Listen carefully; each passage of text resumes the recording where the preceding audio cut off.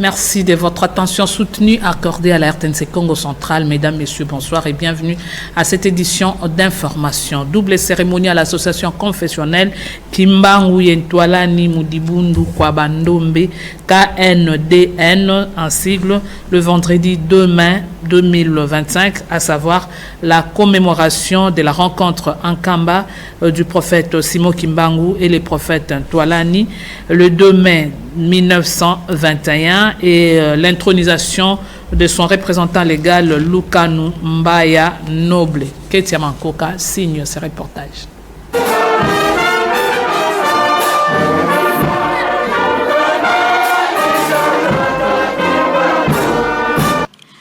Lukanu Mbaya Noble est le nouveau représentant légal de l'église Kintwadi Kwabandombe.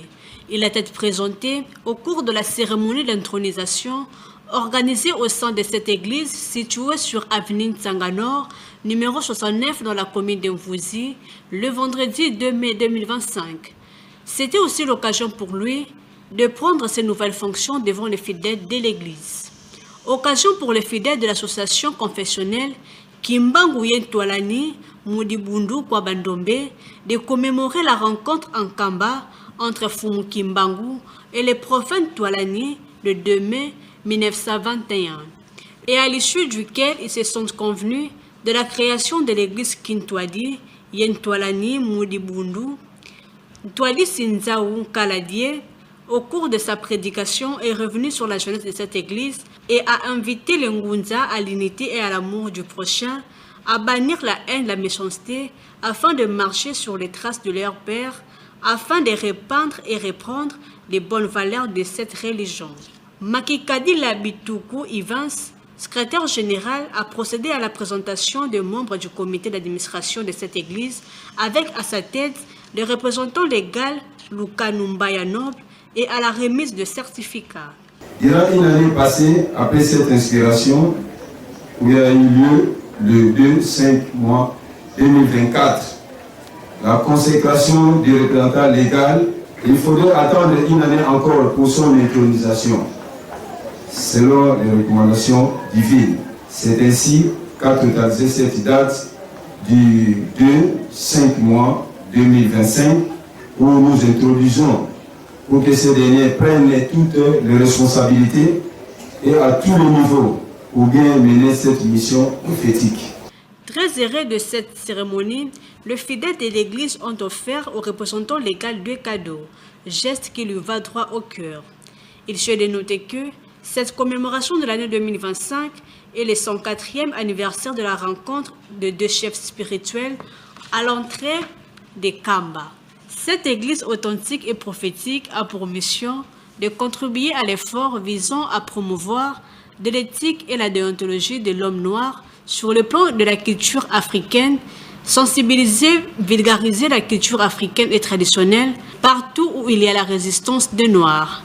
Cette double cérémonie a été agrémentée par le flûtiste Mudibundu et plusieurs chorales.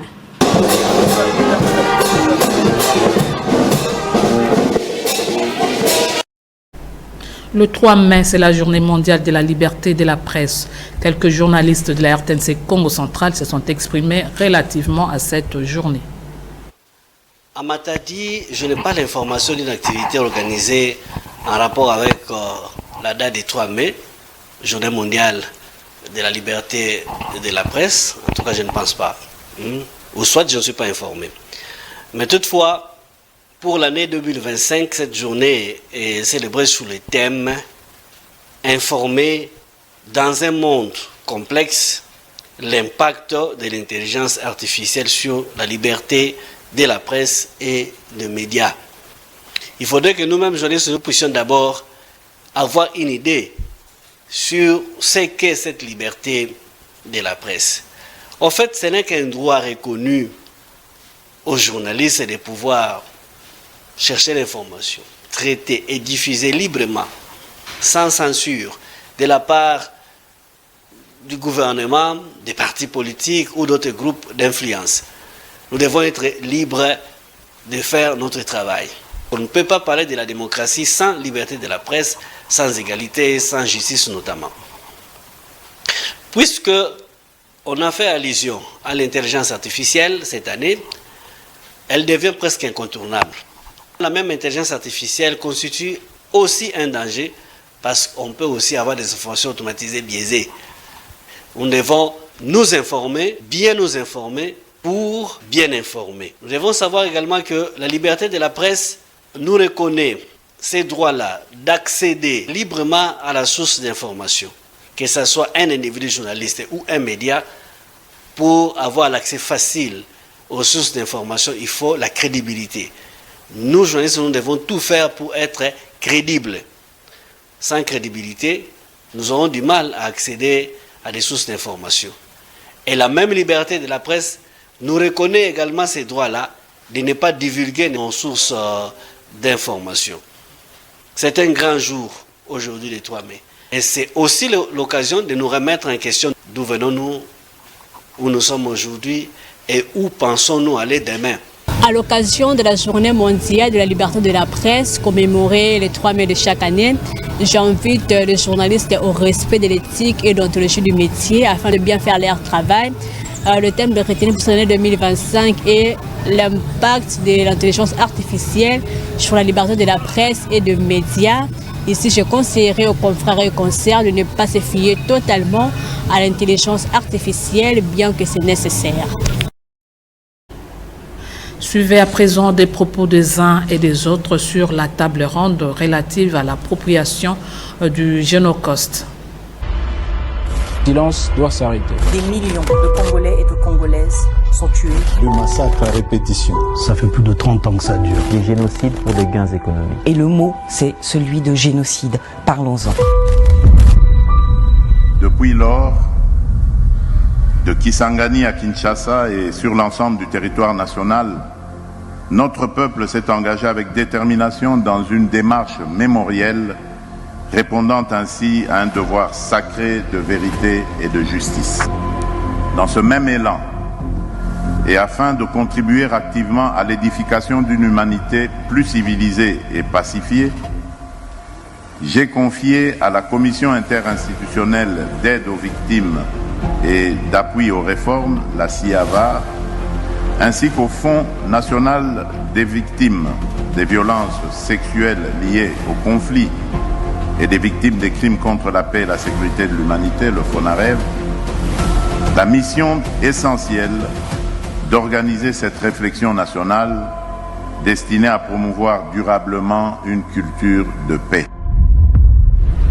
Ce travail est un travail qui a commencé depuis longtemps. Il a été précédé par un atelier scientifique qui avait préparé, on va dire, les textes martyrs qui vont être validés par les différents partis. Et ce texte reprend en fait qui est la stratégie nationale d'appropriation. Il faudrait d'abord, avant de penser à un plaidoyer international, que les Congolaises et Congolais, quelle que soit leur situation économique et sociale, comprennent d'abord ce qui s'est passé, l'histoire de la nation.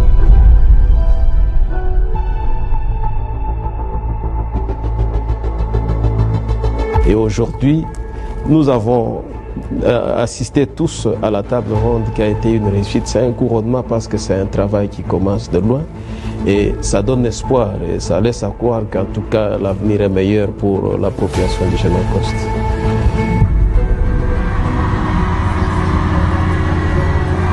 Nous avons besoin de votre soutien.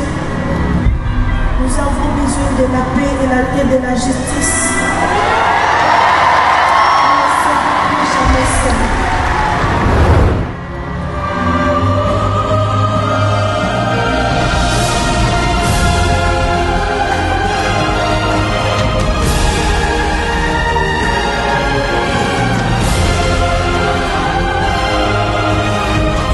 FONAREV qui œuvre pour la réparation des victimes, pour que les victimes aient accès à la justice, pour ces bénévoles qui travaillent jour et nuit, pour que les Congolais à l'est du pays aient un camp pour les réfugiés.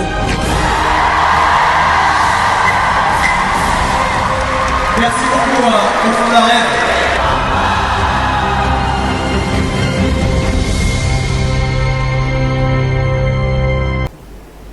Lancement officiel de la campagne des ripostes de la peste de petits ruminants et contre la rage canine par le ministre national de la Pêche et Élevage, Jean-Pierre Tshimanga Bwana, hier vendredi 2 mai 2025 à Matadi. La cérémonie s'est déroulée en présence du gouverneur du Congo central, Grace Kwanga Maswangi Bilolo, au ministère provincial de l'agriculture, pêche et élevage en Kalankala, dans la commune de Matadi. C'est comme nous dit Émile Tilimaïba.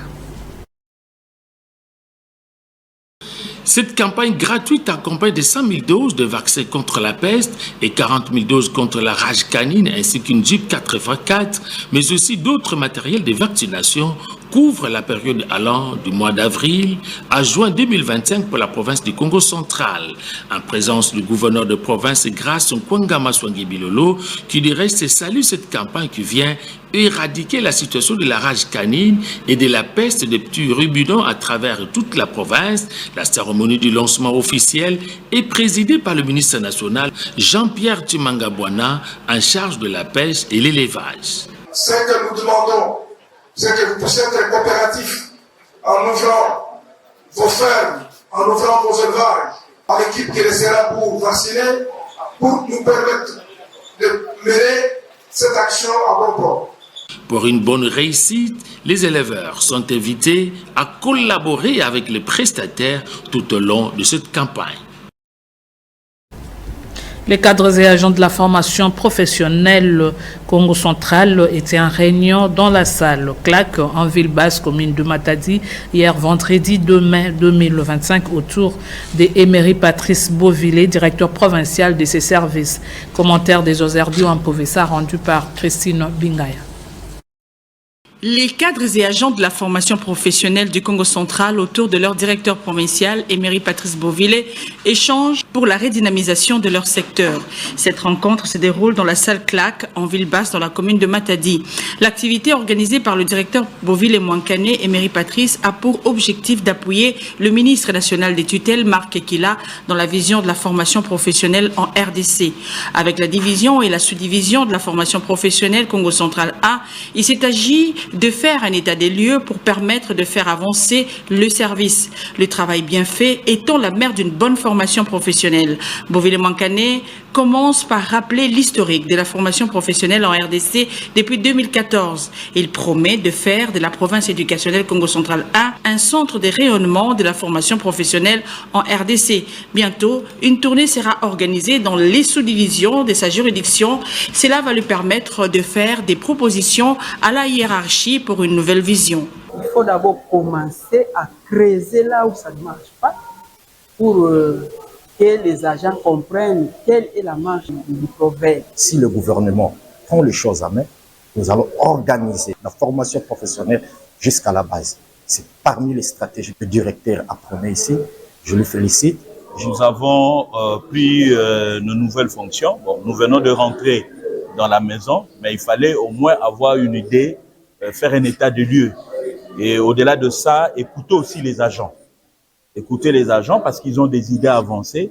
Nous avons travaillé avec eux dans le passé, il y a eu des erreurs, il y a eu aussi ce qu'on a fait de positif, mais on n'a pas voulu prendre les responsabilités sans pour autant écouter les agents. Parce que tout ce que nous faisons, c'est pour l'intérêt des agents. Notons qu'au cours de cet échange, Emery Patrice Beauvillé insiste sur le respect envers le chef, le dialogue mutuel et le respect réciproque. La délégation de l'association des caméramens de médias ASEM Congo central, conduite par son président Guilhem Alanda Lubanzadio, est allé faire connaître cette nouvelle structure au conseiller en charge de la communication du gouverneur du Congo central et chez les chefs des divisions de la communication au Congo central. Zozardio en Povessa signe ces reportages. Faire connaître l'association des caméramens du Congo central, ASEMKC en sigle, à toutes les autorités, c'est ce qui justifie la présence d'une délégation de cette nouvelle structure conduite par le président du comité provisoire, Guilhem Alanda Lubanzadio, chez les conseillers en communication du gouverneur de province. Ces derniers les encouragent à bien faire le travail et à mettre de l'ordre dans les secteurs et promet son accompagnement. Je vous promets mon accompagnement. Effectivement, c'était nécessaire parce que parfois on voit lors des événements des gens qui ne sont pas caméramens, qui se présentent comme des caméramens peut-être qu'ils sont dans les activités privées à la cité. Mais une fois il y a des activités, ils se présentent comme des caméramans, parfois on ne sait pas les identifier. Mais lorsque vous avez votre association, on saura désormais qui est qui. Cette délégation se rend ensuite à la division provinciale de la communication et des médias où elle s'entretient avec Jean-Marie Batomé Nebakou, chef de division, qui leur a prodigué des sages conseils. Mon souhait est que vous puissiez rayonner à travers toute la province du Congo central. Les métiers que vous avez choisis, c'est un métier à double tranchant, je sais de le dire. Parce qu'à travers vos images, vous pouvez mettre du feu, comme vous pouvez encenser quelqu'un à travers les médias. Cette nouvelle structure se donne la mission de mettre de l'ordre dans le secteur de la prise de vue. Le caméraman n'est pas un vulgaire monsieur qui exerce un métier frivole. La profession du caméraman est noble. Des communiqués sur notre table, prenons-en connaissance. Eh bien, le commandant 12e région militaire, province du Congo central, le général-major Ngoï Kiloubi Bob, porte à la connaissance de la population de Kintadila, Mvouele, Kenge, en territoire de Songololo et ses environs, qui se tiendra ce lundi 5 mai 2025 à partir de 10h au centre d'entraînement commando de Tombangadio, un exercice de tir. À cet effet, des fortes détonations seront entendues depuis les champs de tir. Il demande à toute la population d'observer le périmètre de sécurité qui sera mis en place et surtout de ne pas paniquer. L'état-major 12e région militaire vous remercie de votre attention. Faites à Matadi le 2 mai 2025, signé Ngoï Kiloubi, général-major.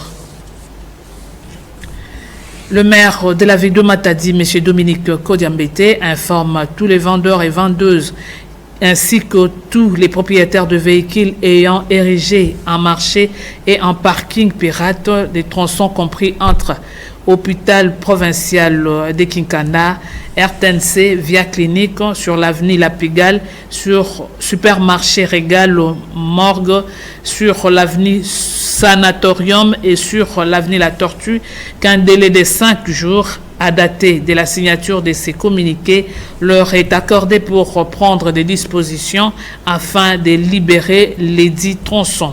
Dépasser ces délais, une équipe composée des éléments du génie militaire et des agents du bureau urbain de l'urbanisme de la ville passera pour les y évacuer. Ces communiqués vaut un avertissement fait à Matadi le 28 avril 2025, signé Dominique Kodiambete. Voilà, mesdames, messieurs, c'est par ces communiqués que nous mettons terme à cette édition d'information. Merci de nous avoir suivis. Au revoir et surtout, excellente suite des programmes sur RTNC Congo Central.